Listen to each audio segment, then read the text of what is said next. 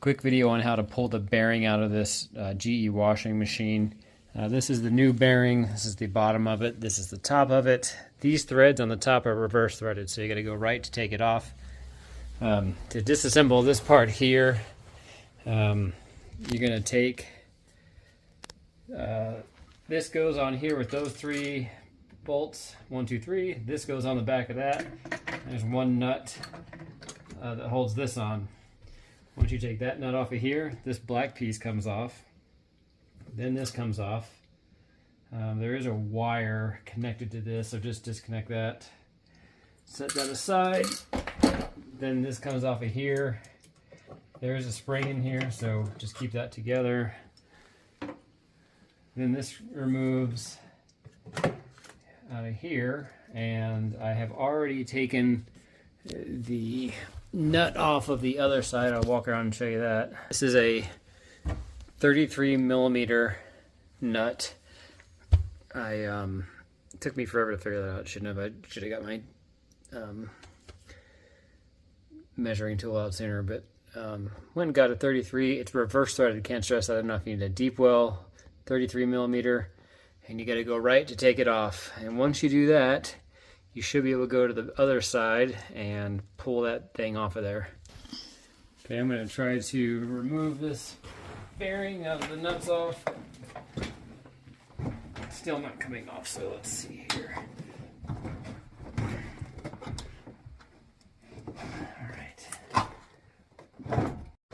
Alright, I finally got this thing out.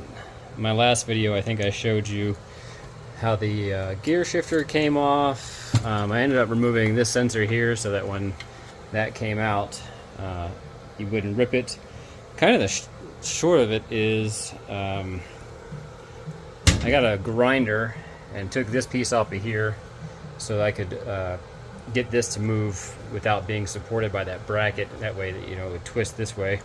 And just started hammering down on it from the back and twisting it and rotating this as I was hammering on it, which eventually broke this side free. You can see years and years of corrosion and debris buildup. Here's the seal. This is what it looks like on the inside. So the trick to getting this thing out is just hammer it until it comes free. You can see the back side of it here. I drilled these rivets out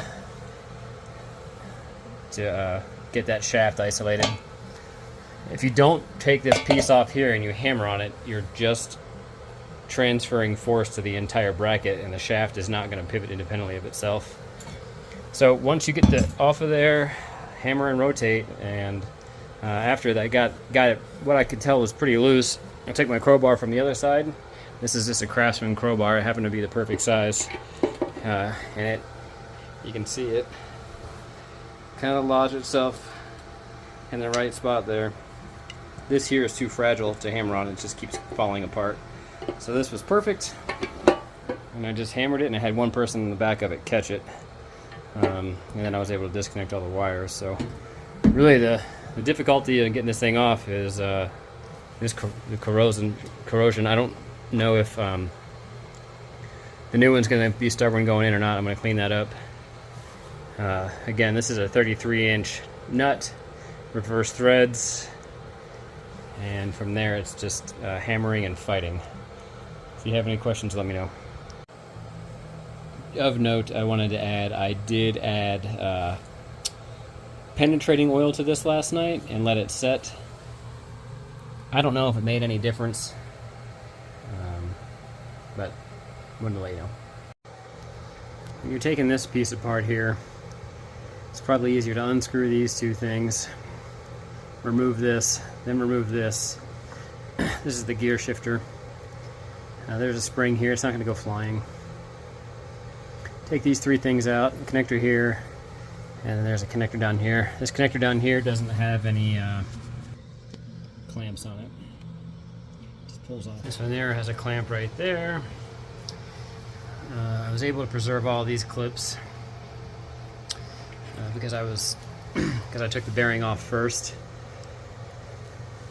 This thing is probably easier to work on if you pull the tub out, but hindsight's 20/20. You might just remove the tub like this entire thing and take it outside, but it worked well enough. I'd probably do it the same way again. I don't think I have any other tips here. You have to remove this. I think this is the how dirty the water is sensor. I cleaned that off. This arrow here is what lines up the new bearing. It's got to point that way, go on top of that. I think that's it. Now I'm going to put the stator cover back on. Alright, another recommendation as you're reassembling, clean out all these.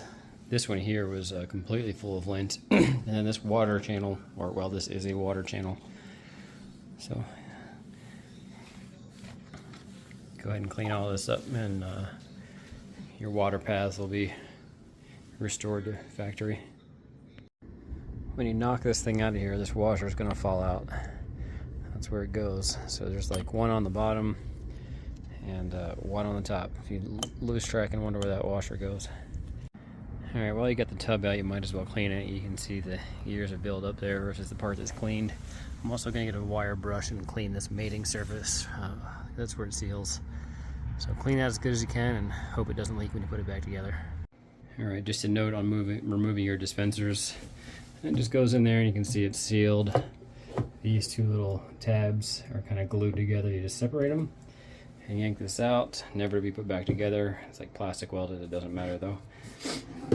And this tab here will be kind of underneath the frame of the washer. Just push it down and move it up, and then you can get this piece out. That's how you remove your dispensers.